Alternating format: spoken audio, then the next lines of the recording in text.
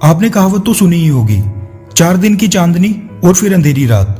ये कहावत बिल्कुल सटीक बैठती है उन सभी देशों पर जो शुरुआत में तो चाइना के लालच और आर्थिक मदद के जाल में खुशी खुशी फंस जाते हैं, लेकिन फिर कुछ सालों के बाद इनको एहसास होता है कि ये चाइना के हनी ट्रैप में अब पूरी तरह फंस चुके हैं और फिर उस हनी ट्रैप से निकलने की इन सभी देशों को एक बड़ी कीमत चुकानी पड़ती है। वैसे तो इस लिस्ट में नेपाल, श्रीलंका, पाकिस्तान जैसे दुनिया के कई देश शामिल हैं, लेकिन हम बात कर रहे हैं हाल ही में इस हनी ट्रैप से निकलने वाले देश ऑस्ट्रेलिया की। चाइना ने पिछले ही कल अपने सरकारी मीडिया हाउस ग्लोबल टाइम्स में ऑस्ट्रेलिया के नाम से एक आर्टिकल छापकर धमकी दी कि ऑस्ट्रेलिया अगर अपनी चाइना विरोधी नीतियों को जल्द से जल्द नहीं रोकेगा तो ऑस्ट्रेलिया को इसके लिए एक बड़ी कीमत चुकानी पड़ सकती है, वो भी अपनी अर्थव्यवस्था के रूप में, क्योंकि ऑस्ट्रेलिया का लगभग आधा यानी 50% एक्सपोर्ट सीधा सीधा चाइना को होता है और इसीलिए चाइना किसी भी वक्त ऑस्ट्रेलिया की अर्थव्यवस्था को बर्बाद कर सकता है। दरअसल चाइना ऑस्ट्रेलिया पर इतना इसीलिए भड़क रहा है क्योंकि ऑस्ट्रेलिया पिछले कुछ समय से चाइना विरोधी नीतियों में भारत, अमेरिका और जापान के काफी नजदीक आ गया है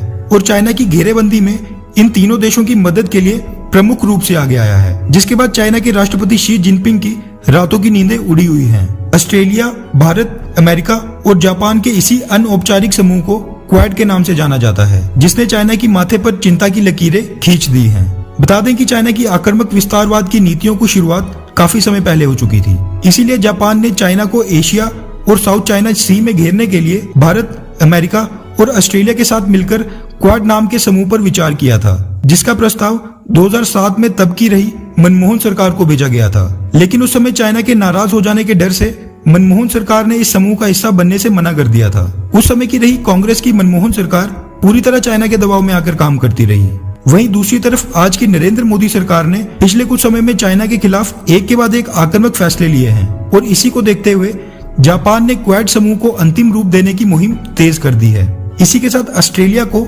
मालाबार नेवल एक्सरसाइज का परमानेंट सदस्य बनाने की भी बात की जा रही है, ताकि इस साल के अंत में होने वाले भारत, अमेरिका और जापान की नेवी के इस युद्ध अभ्यास में ऑस्ट्रेलिया को भी हिस्सा बनाया जा सके। चाइना अपनी तरफ से पूरी कोशिश कर रहा है कि ऑस्ट्रेलिया चाइना के खिलाफ किसी भी समूह का हिस्सा ना बने और इसके लिए वो ऑस्ट्रेलिया को अनौपचारिक और औपचारिक दोनों माध्यमों से धमकी दे रहा है। दूसरी तरफ भारत के प्रधानमंत्री नरेंद्र मोदी जी की चाइना के प्रति आक्रामक राजनीति को देखते हुए भारत, ऑस्ट्रेलिया, अमेरिका और जापान के प्रस्तावित क्वाड समूह को चाइना पहले ही इसे अपने लिए सबसे बड़े खतरे के रूप में देखना शुरू हो गया है और चाइना ने ये मान लिया है कि अगर क्वाड का गठन होता है तो ये साउथ चाइना सी के समुद्री क्षेत्र के साथ साथ विश्व के बाकी हिस्सों में भी चाइना की दादागिरी खत्म कर देगा। एक वो भी समय था जब चाइना की सबमरीन्स के हिंद महासागर में आने की खबरें आए दिन मीडिया में सुनने को मिलती थी और आज नरेंद्र मोदी सरकार के आने के बाद भारत चाइना को उसी के घर में जाकर घेरने में लगा है। आपकी इस बारे में क्या राय है? नीचे कमेंट करके जरूर बताएं।